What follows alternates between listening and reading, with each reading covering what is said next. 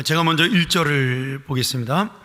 내가 내 하나님 여호와의 말씀을 삼가 듣고 내가 오늘 내게 명령하는 그의 모든 명령을 지켜 행하면 내 하나님 여호와께서 너를 세계 모든 민족 위에 뛰어나게 하실 것이라. 내가 내 하나님 여호와의 말씀을 청종하면 이 모든 복이 내게 임하며 내게 이르리니 성읍에서도 복을 받고 들에서도 복을 받을 것이며 내 몸의 자녀와 내 토지의 소산과 내 짐승의 새끼와 소와 양의 새끼가 복을 받을 것이며 내 광주리와 떡반죽 그릇이 복을 받을 것이며 내가 들어와도 복을 받고 나가도 복을 받을 것이니라. 아멘. 이 신명기 28장의 말씀은 우리가 그 유명한 뭐라 그럴까요? 축복과 저주의 장이다, 또는 축복과 심판의 장이다, 이렇게 부르는 귀한 말씀입니다. 모세가 그 가나안 땅 들어가기 바로 직전에 이스라엘 백성에게 주신 이 신명기의 말씀 중에서 특별히 가장 자세하게 하나님께서 우리에게 베푸시는 복에 대하여 또는 우리에게 행하시는 저주에 대하여 가장 세밀하고 정확하게 말씀하시는 그런 내용이 담겨 있기 때문에 우리가 이 저주가 지금 이 복이 문자적으로 우리에게 임하는 것은 아니지만 이 말씀을 통해서 다시 한번 하나님께서 우리를 얼마나 아끼고 또 우리를 위하여 준비하시는 인생을 계획하시는가에 대해서 한번 말씀을 나누는 귀한 시간 되면 좋겠습니다. 우리가 이제 신명기를 보면서 잊지 말아야 될 것이 두 가지가 있습니다. 하나는 뭐냐면 이 신명기는 지금 광야 생활을 하고 있는 이스라엘 백성에게 주시는 말씀이기도 하지만 사실은 진짜 이 말씀이 중요한 것은 어디에 가서냐면 가나안 땅에 들어가서의 이 말씀이 지켜져야 하는 겁니다. 그러니 지금 오늘 이 말씀은 광야 들어가기 직전에 광야에서 지금 모세가 요단강에서 그 가나안 땅을 바라보며 하나님 앞에 받은 말씀을 전하는 것인데, 정말 이 말씀이 지켜지는 것의 중요한 장소는 어디냐면 이스라엘 백성이 가나안 땅에 들어가서 지켜야 될 말씀이라는 사실이죠. 이것이 중요합니다. 지금 이스라엘 백성이 가나안 땅에 들어갈 그래서 거기서 행해야 될 말씀이다. 또 하나는 지금 가나안 땅에 들어가서 지켜야 될 말씀을 하나님이 이렇게 자세하게 말씀하시는 것은 이미 이스라엘 백성이 가나안 땅에 들어갈 것을 하나님은 확신하고 약속하시는 말씀인 겁니다.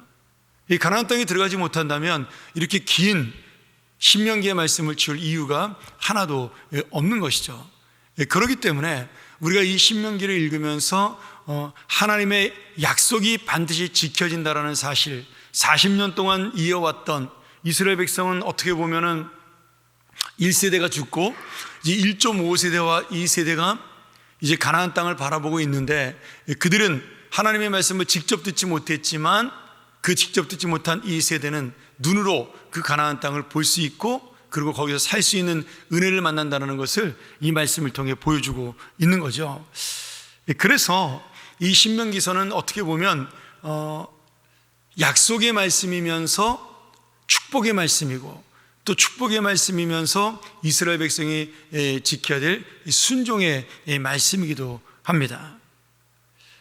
오늘 이 말씀을 통해서 주님께서 강조하는 것은 오늘 이 주제가 복과 심판 또는 복과 저주다, 우리가 이렇게 생각할 수가 있는데, 사실은 여기에서 중요한 것은 그 복과 심판의 내용보다 더 중요한 게 뭐가 있냐면 이 복의 근원, 이 복을 주시는 분이 누구냐는 문제죠.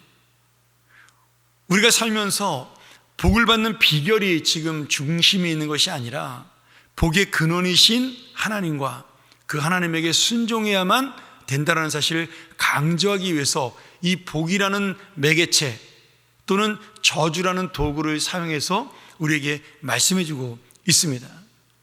그러니 오늘 이 신명기 전체에서도 가장 중요한 게 뭐냐면 하나님과 하나님의 말씀에 순종하라 해요. 오늘 신명기 28장은 바로 이 신명기 전체에 있어서의 어떤 핵심과도 같은 말씀이죠. 복의 근원이 누구냐는 말씀이에요. 그러니 지금 우리가 잘못 생각하면 우리는 이 복의 내용, 들어도 복을 받고 나가도 복을 받는 너무나 귀한 이 말씀의 그 복의 내용에 대해서 중심을 가지고 중요하게 생각을 하고 열심히 볼 수 있지만, 실제로는 하나님께서 말씀하시고자 하는 것은 그 복의 내용이 중요한 것이 아니라 이 복을 주는 분이 누구냐를 너희들이 끝까지 잊지 말고 놓지 말아야 한다, 이 말씀을 전하기 위해 이 신명기 28장의 복에 대한 이야기를 하고 있는 겁니다. 심판의 말씀도 마찬가지죠. 지금 우리가 하나님 앞에 불순종하게 되면 하나님이 여러 가지 세밀한 내용의 심판과 이 저주를 말씀하고 있는데, 이 사실은 이 복의 말씀보다 심판의 말씀이 훨씬 더 많은 양, 2배 이상의 양을 갖고 있습니다. 그 말은 뭐냐면, 지금 우리의 삶의 길, 우리가 죽고 사는 문제가 하나님의 말씀을 순종하느냐 아니면 순종하지 않느냐에 달려있다는 사실을 지금 끊임없이 하나님께서 강조하고 있습니다. 오늘 그래서 오늘 우리 이 말씀이 지금 하나님이 원하는 우리의 삶이 무엇이냐, 내가 지금 하나님을 바라보며 나에게 주어지는 것이 아니라 하나님 자체를 귀하게 여기는 것이 바로 믿음이다, 이런 사실을 우리가 생각해 봐야 되겠는데요. 이것을 가장 잘 깨달은 사람이 누구냐면 다윗 왕입니다. 다윗 왕은 고난 속에도 하나님을 붙들었지만 그가 왕이 된 다음에도 하나님의 뜻대로 살려고 애를 썼습니다. 그리고 분명하게 그는 사울 왕과의 차이가 어디가 있냐면, 여러분, 왕의 통치를 누가 더 잘했느냐, 하나님께서 그것을 말씀하시는 것이 아닙니다. 지금 존경도로 따지면 사울 왕과 다윗 중에서 어쩌면은 사울 왕이 더 초대 왕으로 인간적으로는 존경받는 왕이고 권위가 있던 왕이었어요. 그리고 그 왕권을 강력하게 누린 사람도 다윗보다는 사울 왕입니다. 물론 사울이 복을 받아서 많은 영토를 넓히고 하나님의 은혜로 승리하는 삶을 살았지만, 다윗이 밧세바의 범죄 이후로 여러 번 반란을 겪고 심지어 자기 사랑하는 아들 압살롬에게까지 반역을 겪으면서 굉장히 힘들고 어려운 그 말년의 삶을 살게 됩니다. 근데 사울은 그런 어려움을 겪은 적이 거의 없습니다. 그래서 어떤 세상적인 눈으로 보면 다윗보다 사울이 더 뛰어나고 위대해 보이는 그런 면도 있다고 볼 수가 있는 거죠. 그러니 우리가 잘 아는 사도 바울의 이름이 이스라엘 그 유다시 이름이 사울이었지 않습니까? 만약 사울이 악한 왕이라면, 그래서 하나님께 심판을 받아 이스라엘 백성이 싫어했던 왕이라면 자신의 아들의 이름을 사울이라고 지을 리가 없지 않겠어요? 근데 그 당시에 많은 유대인들이 사울이라는 이름을 가지고 있었습니다. 그러니 그만큼 이스라엘 백성들은 초대왕이었던 사울에 대해서 나쁜 생각보다는 좋은 생각을 더 많이 가지고 있었던 겁니다. 그런데 사울과 다윗의 큰 차이가 뭐냐 하면, 사울은 이 복의 근원이 하나님에게 있다는 사실을 생각하지 못했습니다. 아니, 알았지만 잊어버렸어요. 그래서 하나님께서 주시는 이 복의 내용을 더 중요하게 생각을 한 겁니다. 복의 근원이신 하나님보다 이 복의 내용인 자기의 눈에 보이는 것을 더 소중히 여기는 순간부터 그는 하나님을 잊어버리기 시작을 한 거죠. 그것이 나타나는 것 가장 중요한 장면이 아말렉과의 싸움에서 하나님 말씀을 불순종하고 눈에 보이는 재물들을 취해 갖고 온 그러한 인간의 욕심을 보여주는 그런 내용입니다. 그런데 다윗은 이 모든 것, 내가 지금 먹고 사는 문제부터 시작해서 지금 하나님 나를 보호하는 문제, 그리고 왕이 된 다음에 이 왕권과 함께 내가 날마다 전쟁에 승리할 수 있는 은혜를 주신 것이 바로 하나님에게 있다는 사실을, 그러니까 눈에 보이는 승리, 눈에 보이는 왕권, 그리고 백성들의 존경, 이런 모든 것들이 하나님의 은혜로부터 온다는 사실을 분명히 알고 있었습니다. 그리고 그것을 잊어버리지를 않은 거예요. 자, 대표적인 사건이 뭐예요? 밧세바의 범죄 이후에 나단 선지자가 다윗을 야단쳤을 때 다윗은 사울처럼 변명하거나 아니면 자기를 합리화시키지 아니하고 그 자리에서 하나님 앞에 회개를 했습니다. 지금 왕이잖아요. 잘 나가는 왕입니다. 날마다 승리하는 왕이에요. 그런데 신하와 백성들이 보는 앞에서 지금 이 다윗은 바로 하나님 앞에 무릎을 꿇고 자기의 옷을 찢고 정말 통곡하며 회개하죠. 그리고 그 회개의 내용도 하나님이 기뻐하실 만한 내용입니다. 우리가 시편 51편을 보면 이 다윗이 회개하는 이 시가 그 기도의 내용이 나와 있는데 가장 중요한 내용이 뭡니까? 주의 성령을 내게서 거두지 마옵소서예요. 다윗의 그 가장 큰 기도의 제목은 뭐였냐면 하나님이 나를 떠나지 않는 것이었습니다. 하나님이 나와 함께하는 것을 그치지 않는 것이었어요. 그러면서 자신의 어떤 왕권이라든지 모든 능력이라든지 아니면 이 세상에 있는 모든 것을 다 잃어버려도 그것은 전혀 상관이 없다라고 생각을 한 겁니다. 그것을 주신 분도 하나님이고 취하실 분도 하나님이니까 가장 중요한 하나님을 나에게서 멀리하지 말아달라고, 그 하나님이 나를 떠나지 말아달라고, 하나님께서 나를 계속해서 함께 달라고 그렇게 회개하면서 하나님 앞에 간구를 하죠. 여러분, 이 모습을 하나님이 기뻐하신 거예요. 다윗의 뛰어난 인간적인 인격적인 면, 아니면 그가 승리의 장군으로 날마다 살았던 삶, 정치를 잘해가지고 하나님의 통치를 인정했던 그런 것도 중요하지만 가장 중요한 것은 이 세상의 어떤 그 눈에 보이는 모든 것보다 그것을 주시는 하나님이 나에게는 전부라는 사실, 이것이 바로 다윗이 믿음을 지키고 하나님 앞에 끝까지 사랑받은 그런 모습의 근원이라고 할 수가 있습니다.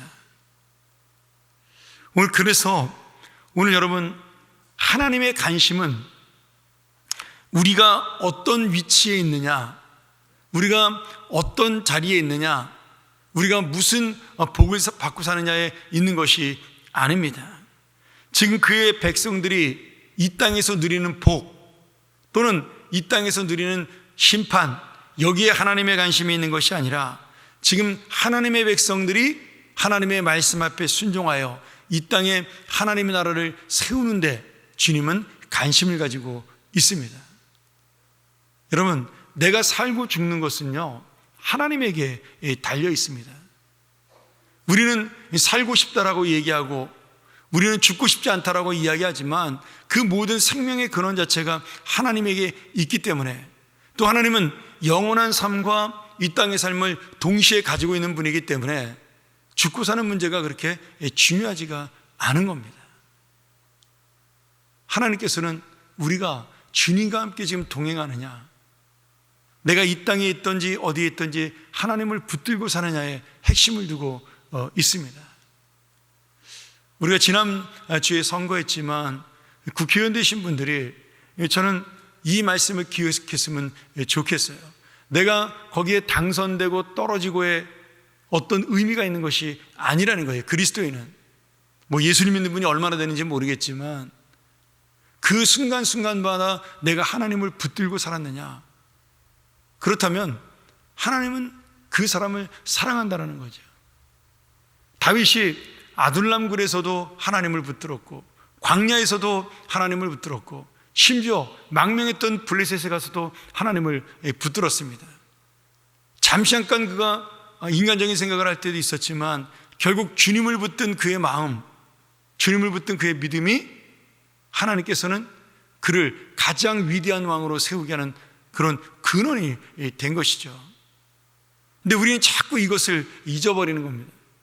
내 생각과 내 능력과 아니면 내가 원하는 것, 이 모든 것들이 더 우리에게는 급하고 소중하고 그리고 그것이 더 중요해 보이는 거예요. 그런데 아무리 우리가 노력해도 하나님의 은혜가 없이는 이루어지지 않는 것입니다. 오늘 이 모세가 신명기에서 말씀하는 것이 바로 그것이에요. 우리가 광야에서 우리의 힘으로 산 것이 아니야. 이 40년 동안 만나와 메추라기를 주신 하나님의 은혜로 사신 것이다. 구름기둥과 불기둥을 주신 하나님의 은혜로 우리가 살아가는 것이야. 이 광야를 떠나 너희들이 가나안 땅 들어가면 이제 너희들이 농사 짓고 너희들이 사람들을 만나고 그렇게 사니까 이제는 그 날마다 만나는 하나님의 은혜가 내 몸에 직접 와닿지 않으니 하나님을 잊어버릴 수 있다. 그런데 여전히 너희의 복의 근원은 하나님이시고 너희의 인생을 책임져 주는 하나님이야. 이 사실을 놓지 말아라. 지금 자신의 아들과도 같은, 그리고 자신의 후배와도 같은 이 이스라엘 백성을 향하여 이 모세가 정말 안타깝고 간절하게 말씀하고 있는 거예요. 아마도 저는 하나님께서 모세는 선지자와 같은 능력을 갖고 있으니까 내가 아무리 이렇게 이야기해도 이 사람들이 가나안 땅 들어가면 하나님을 배신할 거라는 것을 아마 모세는 알고 이 말씀을 전하는 건지도 모르겠어요. 그래서 더 모세의 간절한 이 외침, 모세의 마음이 우리에게 다가옵니다. 여러분, 우리가 잘 될 때가 있고요, 약해질 때가 있습니다. 우리가 성공할 때가 있고 실패할 때가 있습니다. 근데 우리는 그 눈에 보이는 것을 가지고 복이라고 생각을 하고, 그래서 내가 원하는 것이 이루어지지 않으면 그것을 실패라고 이야기하고, 내가 원하는 것이 이루어지면 성공이라고 이야기합니다. 여러분, 하나님은 그렇지 않아요. 어디에 있든지 간에 내가 건강한 육신에 있던 아니면 아픈 육신에 있던, 아니면 내가 원하는 성공의 자리에 있던 실패 자리에 있던, 지금 내가 믿음으로 주님을 붙들고 있으면 그 사람은 여전히 성공의 길을 가고 있는 것입니다. 오늘 이 말씀 우리가 다시 한번 기억하면서, 우리가 어렵고 힘들 때도 있지만 복은 내가 구함으로 받는 것이 아니라 순종할 때 저절로 따라오는 은혜에 불과합니다. 도구에 불과해요. 하나님이 전부라는 사실을 보여주는, 하나님이 복의 근원이라는 사실을 우리가 깨닫게 하는 도구요 수단이니, 오늘 다시 한번 다윗처럼 또 모세가 간절하게 외치는 말씀처럼 이 복의 근원이신 하나님을 붙드는 인생 되게 해달라고, 내가 지금 어려움 가운데 있어도 주님을 붙들고, 내가 지금 잘 나가는 순간에 있어도 하나님만을 붙들게 해달라고, 성공과 실패가 오직 주님과 함께함에 있음을 놓지 않는 믿음으로 살게 해달라고 우리 시간 함께 이 말씀 의지하면서 기도하며 나가기를 원합니다. 우리 함께 이 말씀 생각하며 기도했으면 좋겠는데요.